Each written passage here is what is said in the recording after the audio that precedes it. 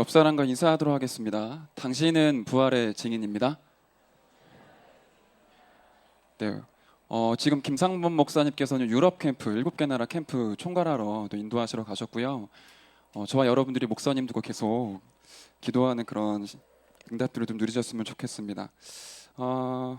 오늘 말씀은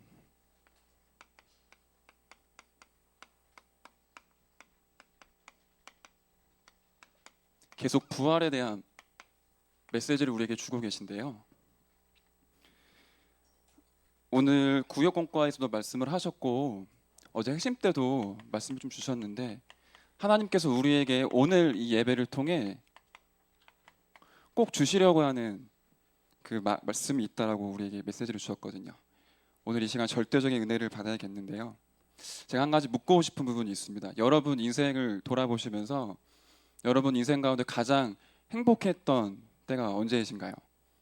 또는 가장 충격적인 사건은 언제셨나요? 여러분들이 눈물 흘리실 때 가장 많이 울으셨던 적은 또 언제이십니까?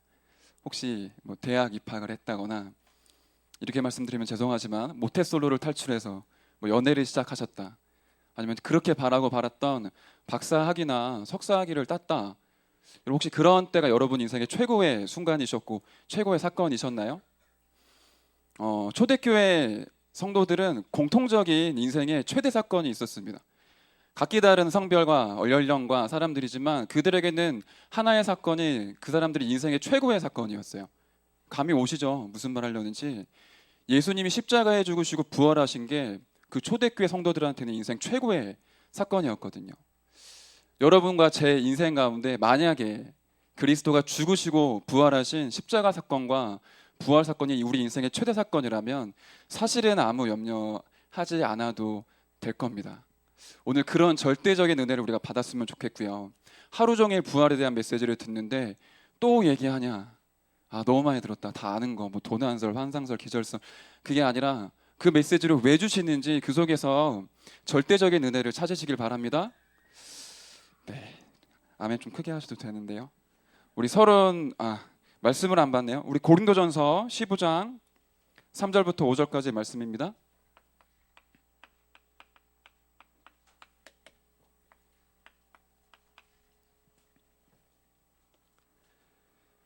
고린도전서 15장 3절부터 5절까지 말씀, 저와 여러분이 한 목소리로 읽도록 하겠습니다.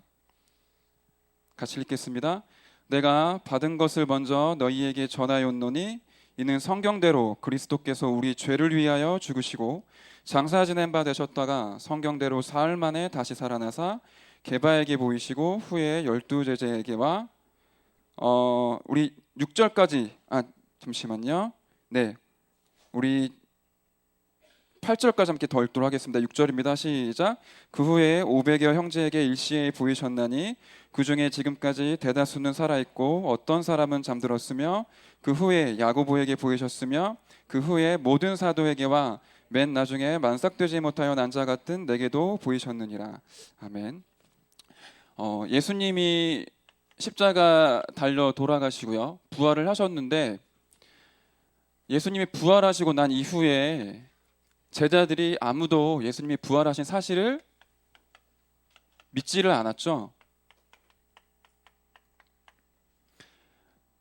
메시지 하기 전에 어제도 그렇고 오늘도 그렇고 임원분들이 저에게 오셔갖고 전사님 아시죠? 이렇게 말씀을 하셔서 굉장히 부담이 되네요. 지금 왠지 말을 굉장히 빨리 해야 될 것만 같고 오늘 끝나고 모임이 많기 때문에 저한테 다른 말씀을 안 하시는데 임원분들이 저만 보시면 전도사님 아시죠? 이렇게 얘기를 하셔서 오늘 아마 여러분들이 청년부 예배에 오신 이래로 가장 예배를 행복하게 빨리 끝나는 그런 은혜를 누리실 수도 있을 것 같습니다. 그래서 많이 쓰지는 않을게요.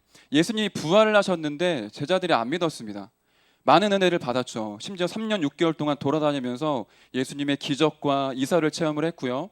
불치병 걸린 사람들은 자기 병이 치유됐잖아요. 심지어 죽은 사람들도 예수님 말씀 한마디에 예수님 말씀 한마디에 살아났거든요. 근데 그렇게 많은 역사를 체험했던 성도들도 예수님이 부활하실 것을 믿지 않았고요.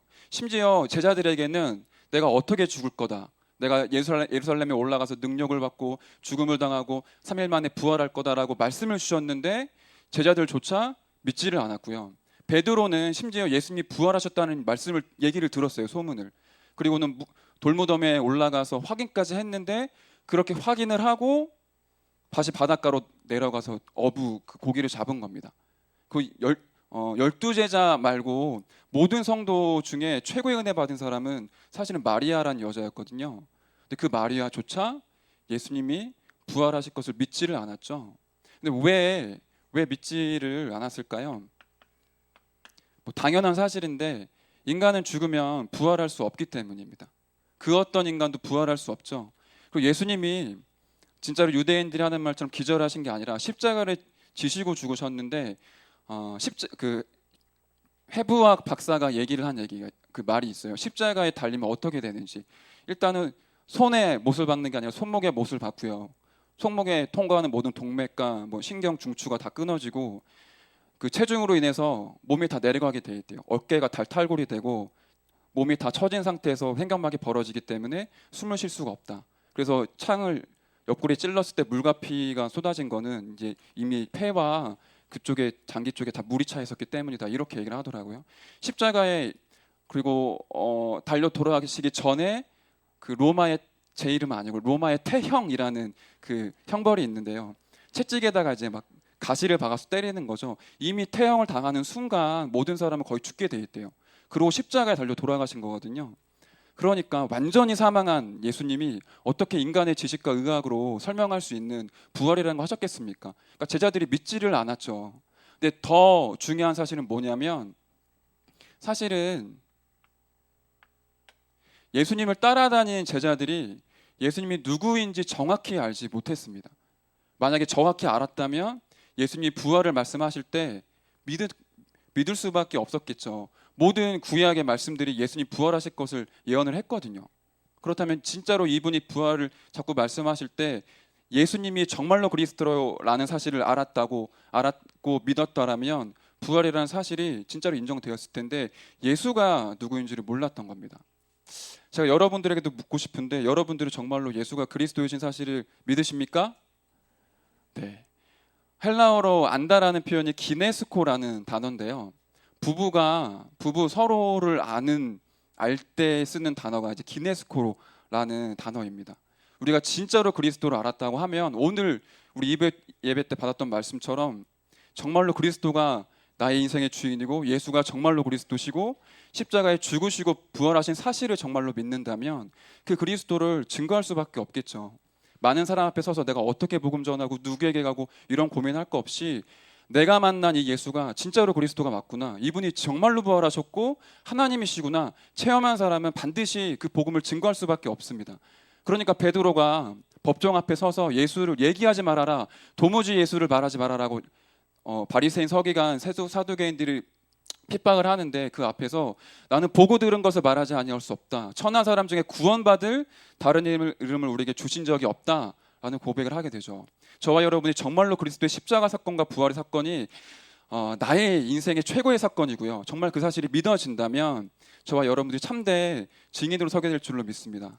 제가 마음이 굉장히 급하네요. 원래 말이 좀 빠르기도 하고 더듬기도 하는데 좀 여유를 갖고 천천히 하겠습니다.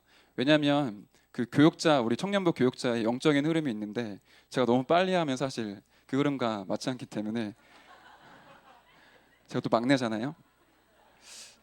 예수가 그리스도 되셨고요, 십자가에서 죽으시고 부활하셨는데 부활하신 증거가 있죠.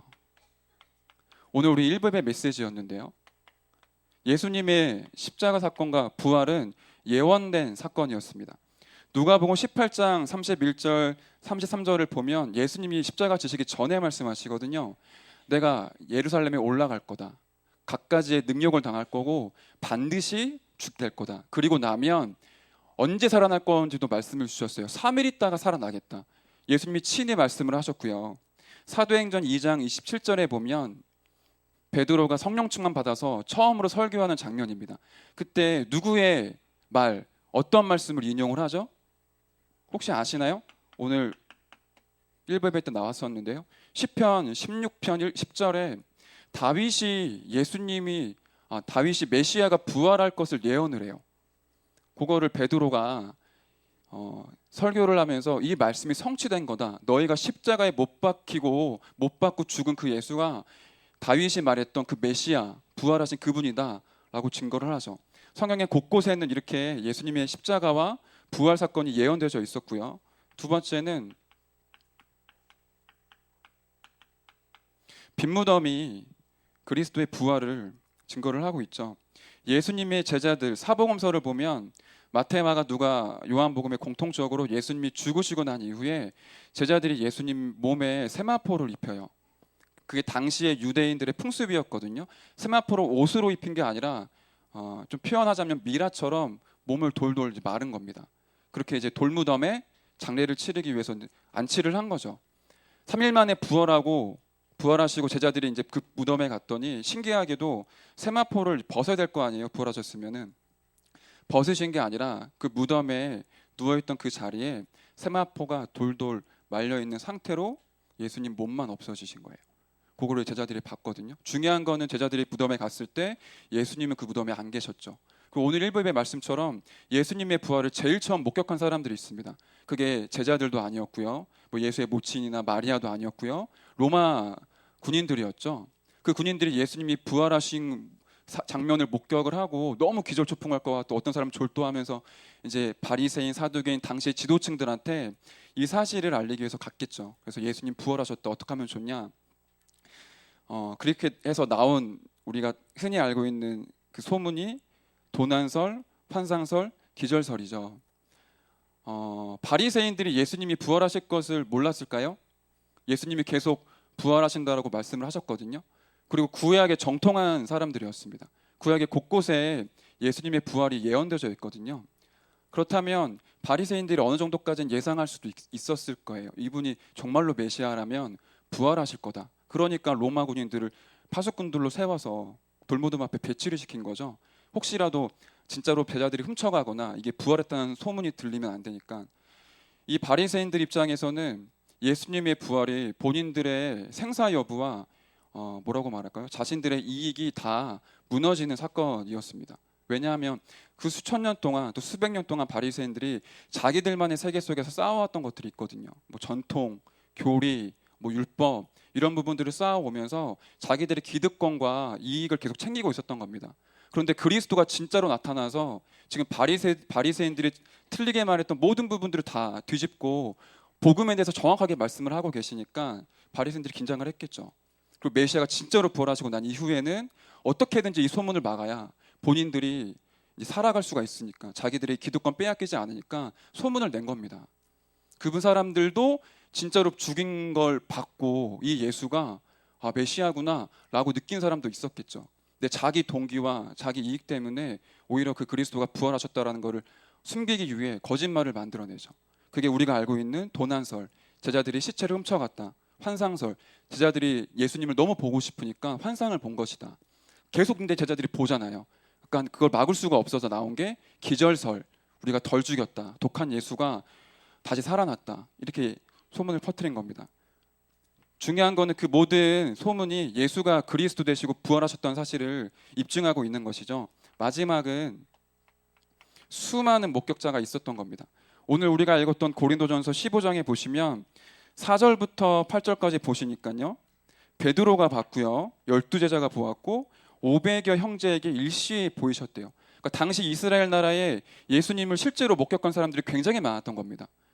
실제로 목격을 하고 계속 소문이 나니까 유대인들 입장에서는 이런 소문을 기절설, 도난설, 황상설을 말할 수밖에 없었겠죠. 자, 중요한 건 그러면 왜 예수님이 부활하셨느냐는 건데요. 첫 번째입니다. 하나님이시기 때문에 부활하셨죠. 모든 인간은 절대로 부활할 수가 없습니다. 로마서 1장 4절을 보시면 바울은 이렇게 고백을 하고 있어요. 성결의 영으로는 죽은 자들 가운데서 부활하사 능력으로 하나님의 아들로 선포되셨으니, 성령의 영으로 죽은 자들 가운데서 부활하셨는데 그걸 통해 하나님의 아들로 선포하셨다라고 말씀을 하고 계세요. 잘 아시죠? 유대인들에게는 그 아들이라는 표현이 아버지와 동급입니다.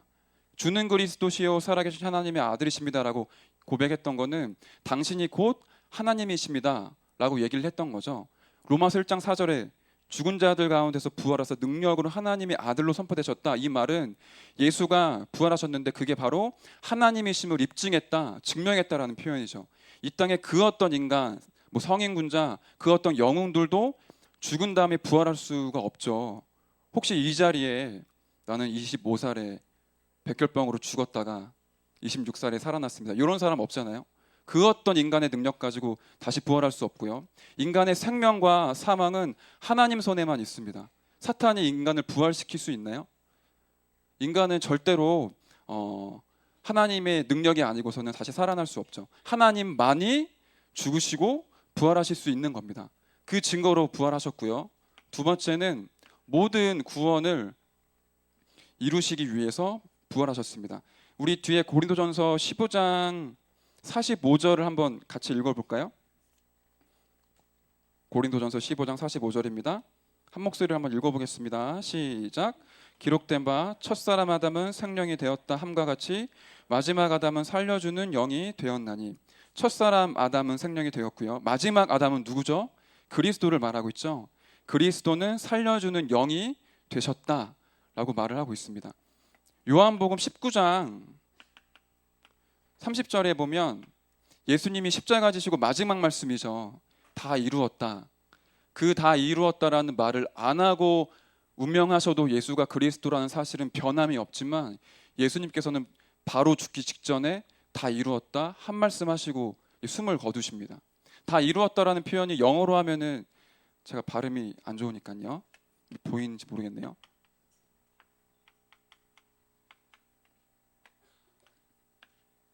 다 끝났다 이런 표현인데요. 헬라어로는 테텔레스타이라는 단어입니다. 왜 이 얘기를 하냐면 유대인들이 테텔레스타이라는 그 말을 할 때가 있어요. 물건을 사고 팔 때 돈을 지불하고 계산이 끝나면 그 계산의 모든 값을 내가 치렀다라고 할 때 테텔레스타이라고 얘기를 하고요. 그림을 그리는 화가가 그림을 막 그리는 겁니다. 오늘 1부의 말씀처럼 파란색으로 막 칠하겠죠. 막 이제 칠합니다. 파란색으로 막 칠하고 중간에 노란색으로 칠하고 거의 다 완성이 되었을 때 완성이 되는 그림을 보고 내가 다 마쳤다, 다 완성했다, 그런 표현으로 테텔레스타이라고 얘기를 합니다. 또 하나는 노예가 있는데 이 주인이 이 노예를 해방시키기 위해 너 오늘부터 노예에서 끝났어라고 노비 문서를 딱 찍게 될 때 그때 쓰는 표현이 테텔레스타이라는 단어예요. 그 문장이에요. 그렇다면 예수님이 다 이루었다라고 하시는 말씀은 우리 인생에 올 수밖에 없는 모든 죄와 저주와 사망이 다 끝났다. 사단에게 노예되어 있던 너가 그리스도의 십자가의 사건을 통해서 완전히 해방받은 것이다. 모든 구원의 역사가, 구원의 약속이 십자가에서 다 완성된 것이다 라고 말씀을 하시고 확증하시면서 십자가에서 죽으신 거죠. 그래서 그 구원의 사실을 입증하고 다시 한번 확증하시기 위해 그대로 죽으시고 땅에 묻히신 게 아니라 모든 사망 권세와 사탄과 지옥과 죽음의 권세를 깨트리시고 다시 부활하신 거죠. 그래서 예수 그리스도는 요한복음 11장 25절에 이렇게 표현하고 있습니다. 나는 부활이요 생명이니 나를 믿는 자는 죽어도 살겠고 무릇 살아서 믿는 자는 영원히 죽지 아니하리라. 기독교는 죽음의 도가 아니거든요. 기독교는 예수님의 죽으심을 추모하는 종교가 아닙니다. 기독교는 그리스도의 생명을, 그리고 그 승리하신 그리스도를 높이는 생명의 도이죠. 우리 고난주간 되면은 필리핀 같은 데는 막 진짜로 사람이 십자가를 지고 막 가시밭길을 걷대요. 하나님 그런 걸 원하시는 게 아니죠. 그리고 사탄이 얼마나 뭐라 그래야 될까요? 사탄이 얼마나 영악한지 꼭 천주교 십자가 보면 예수님 달려 계시죠. 너무 힘이 없는 예수님, 늘 고난에 찌들어 있고 너무 연약한 예수님. 예수님은 십자가에서 못 내려오고 계시는 예수님이 아니라요, 죽으시고 3일 만에 부활하사 본인이 생명 되시고 본인이 살려주는 영이 되심을 증명하셨습니다. 우리가 묶여있는 모든 운명과 사주팔자 사탄의 손에서 해방하신 거죠. 그게 부활의 참된 의미입니다.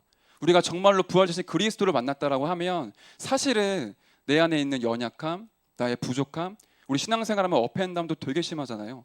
올라갔다가 내려갔다가 다시 올라갔다가, 사실은 부활하신 그리스도가 정말로 나와 함께 맞고 그분이 생명이시고 승리의 주가 맞다면 나의 연약한 부족함이 그리스도의 능력 앞에 사실은 아무 상관이 없는 거죠.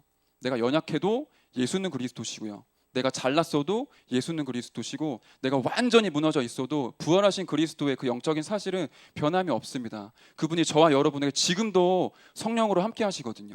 그렇다면 부활의 그 사건이 성경에만 있는 사건이 아니라 영접한 모든 사람들에게 동일한 사건으로 적용이 되어지겠죠. 마지막, 예수님이 왜 부활하셨습니까? 부활의 첫 열매가 되시기 위해 부활을 하신 겁니다. 말씀으로는 고린도전서 15장 20절부터 23절까지인데 우리 계속 성경을 봤으니까요, 제가 한번 읽도록 하겠습니다. 고린도전서 15장 20절에 그러나 이제 그리스도께서 죽은 자 가운데서 다시 살아나사 잠자는 자들의 첫 열매가 되셨도다. 사망이 한 사람으로 말미암았으니 죽은 자의 부활도 한 사람으로 말미암는도다. 아담 안에서 모든 사람이 죽은 것 같이 그리스도 안에서 모든 사람이 삶을 얻으리라. 그러나 각각 자기의 차례대로 되리니 먼저는 첫 열매인 그리스도요, 다음에는 그가 강림하실 때에 그리스도에게 속한 자요. 우리가 죽고 난 이후에 예수님 다시 재림하실 때 우리가 다시 예수님과 똑같이 부활의 몸으로 하나님 나라에 들어가게 되어 있는 것이죠. 세 번째, 그러면 부활의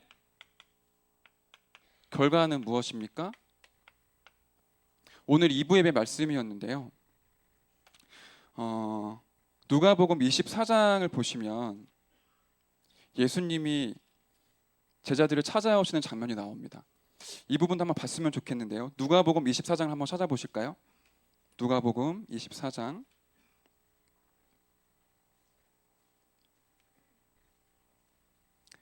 44절부터 49절의 말씀인데요, 제가 한번 읽도록 하겠습니다. 44절에 보시면 예수님이 12제자와 중직자 제자들을 찾아오신 겁니다. 부활하시고 난 이후에 44절에 보니 또 이르시되 내가 너희와 함께 있을 때에 너희에게 말한 바 곧 모세의 율법과 선지자의 글과 시편에 나를 가리켜 기록된 모든 것이 이루어져야 하리라 한 말이 이것이라. 이 무슨 말이죠? 지금 구약 성경 얘기하고 있는 거죠. 모세의 율법, 모세 오경, 그리고 시편, 그리고 선지서 전체 구약 39권을 얘기하시면서 본인이 죽고 부활하실 내용이 예언되어 있었고 이게 이루어진 것이다 라고 말씀을 하고 계세요. 45절에 이에 그들의 마음을 열어 성경을 깨닫게 하시고, 46절 또 이르시되 이같이 그리스도가 고난을 받고 제3일에 죽은 자 가운데서 살아날 것과 또 그의 이름으로 죄 사함을 받게 하는 회개가 예루살렘에서 시작하여 모든 족속에게 전파될 것이 기록되었으니 48절에 너희는 이 모든 일의 증인이라. 지금 이 갈보리산의 체험이 이루어지는 현장입니다. 예수님이 감난산 40일 집중을 통해 제자들에게 성경을 풀어주시면서 왜 내가 십자가를 져야 하는지, 왜 부활해야 되는지 그 당위성을 말씀하시면서 47절에는 앞으로 이루어질 일들에 대해서도 말씀을 주세요. 전도운동이 예루살렘에서부터 시작되어서 온 나라와 민족 가운데 펼치게 될 것이다. 48절에 이 모든 일에 십자가 사건과 부활의 사건과 이 전도운동의 너희들이 증인이다 그렇게 말씀하시면서 49절에 볼지어다 내가 내 아버지께서 약속하신 것을 너희에게 보내리니, 뭐죠 이게? 사도행전 1장 8절에 오직 성령이 너에게 임하시면, 같은 말씀인 거거든요. 너희는 위로부터 능력으로 입혀질 때까지 이 성에 머물라 하시니라. 누가복음 24장인데 저자가 누가죠. 사도행전의 저자도 누가입니다. 누가복음 24장의 말씀은 사도행전 1장의 말씀과 사실은 내용 면에서 같은 부분인데요, 예수님이 부활하시고 난 이후에 제자들을 찾아오셨죠. 친히 십자가 그리고 부활에 대한 당위성을 말씀하셨고요, 제자들에게 참된 소명과 천명과 사명을 전달하신 겁니다. 그리고 마지막에 뭐라고 말씀하셨냐? 위로부터 능력으로 입혀질 때까지 이 성에 머물라. 사도행전 1장 8절에는 오직 성령이 너에게 임하시면 너희가 권능을 받고 땅끝까지 증인되게 하겠다. 부활의 결과는 예수님 승천하시고 난 이후에 제자들과 믿는 모든 성도에게 동일하게 성령을 보내주신 겁니다. 하나님은 그리스도는 십자가에 못 박혀서 죽으신 정도가 아니라 부활하셔서 지금도 살아계시고요, 그 살아계신 증거로 저와 여러분에게 성령으로 역사하시고 우리 인생을 성령 행전으로, 사도행전 29장의 역사로 우리를 인도하실 줄로 믿습니다. 마지막 결론입니다. 지금 시간이 4시인데요. 굉장히 행복하시죠? 증인입니다. 누가복음 24장 48절에 너희는 이 모든 일의 증인이라고 하셨는데요. 초대교회 성도에게 있었던 십자가와 부활 사건을 목격을 하고 그게 그들의 인생의 최고의 사건이 되었던 게 2000년 전에 끝난 게 아니라 그 말씀의 흐름과 그 성령의 역사가 지금 이 자리 임마누엘 서울교회 청년부에도 임하여 있는 줄을 믿습니다. 증인은 보고 듣고 체험한 것을 말하는 사람이 증인이죠. 배운 것 가지고 가르치는 사람은 교사라고 얘기를 합니다. 하나님의 저와 여러분을 십자가와 부활 사건의 증인으로 부르셨고요. 그럼 어떻게 믿을 수 있습니까? 그래서 서론에 말씀드렸다시피 매 예배 때마다 하나님이 허락하시는 절대적인 은혜가 필요한 겁니다. 이제 마지막 결론을 내릴 텐데요. 제가 지난주였죠. 지난주에 쭉 생활을 하는데 굉장히 바빴어요. 새벽 기도도 있었고 어제는 고창 예배 캠프도 있었고 저는 수요일, 목요일, 금요일은 또 학교를 가거든요. 좀 피곤하더라고요. 제가 밤 사역하고 이런 부분을 너무 좋아해요. 하나님께서 진짜 은혜를 주셔서 진짜 계속 하나님 살아계신 게 믿어지고 누려지고 체험되어지면서 좋은데 아침에 눈을 딱 뜨면 이렇게 막 행복하다 막 이렇게 일어나야 되는데 아침에 눈을 딱 뜨면 온몸이 다 밤에 두들겨 맞은 것처럼 막 그런 상태로 딱 눈을 뜨게 되더라고요. 수요일 날 이제 학교를 간 거예요. 학교에 갔더니 산업인대의 마지막 날이었고 이제 우리 학생들뿐만 아니라 많은 산업인들이 이제 와서 대회를 하고 있는 와중이었습니다. 밥 먹고 나서 제일 졸리잖아요. 그 제일 졸리는 시간이 우리 학교에서 제일 무서운 교수님 수업이거든요. 안조를 하고 막 허벅지 꼬집고 막 정신 차리자 막 이러고 그러고 이제 너무 힘들어서 쉬는 시간에 바람을 쐬러 이제 밖에 복도에 나가서 창문을 열었거든요.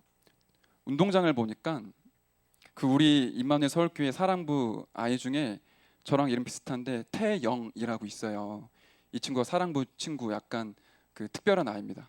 이 친구가 운동장 한복판에서 막 노래 부르고 춤추고 막 태권도 하고 난리 난 거예요.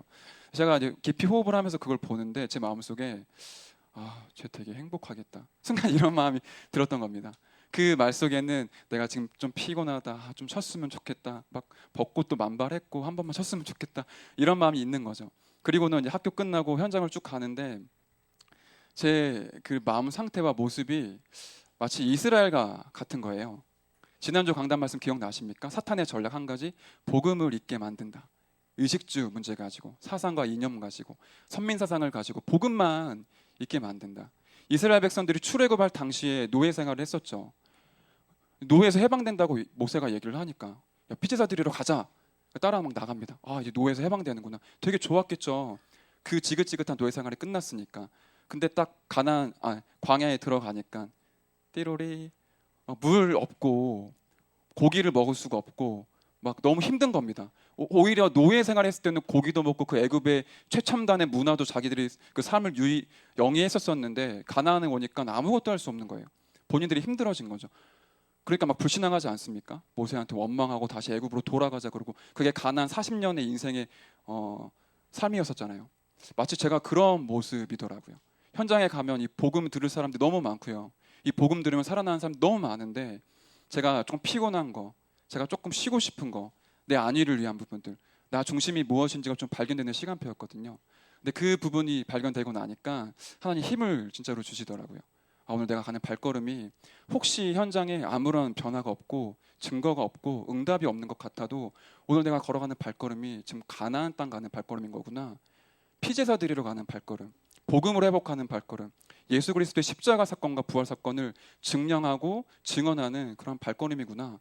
복음 하나 잊지 말아야겠다. 혹시 초대교회 성도들처럼 핍박당하고 사회로부터 격리를 당하고 심지어 죽음이 온다고 해도 내 인생이 혹시 지금보다 더 밑바닥으로 흘러가는 것 같은 육신적인 어려움이 온다라고 해도 복음만큼은 놓치면 안 되겠다. 하나님 그런 마음을 주시더라고요. 우리가 이번 주 한 주간 살아가는 동안에 여러 가지 문제, 사건, 일들 겪게 되시겠죠. 다른 것이 아닌 복음을 정말로 우리 인생의 언약으로 붙잡고요. 예수 그리스도의 십자가와 부활 사건이 우리 인생의 최고의 사건이 되는 한 주가 되실 줄 믿습니다. 또 그렇게 기도하겠습니다. 제가 기도하고 마치겠습니다. 사랑의 하나님 감사드립니다.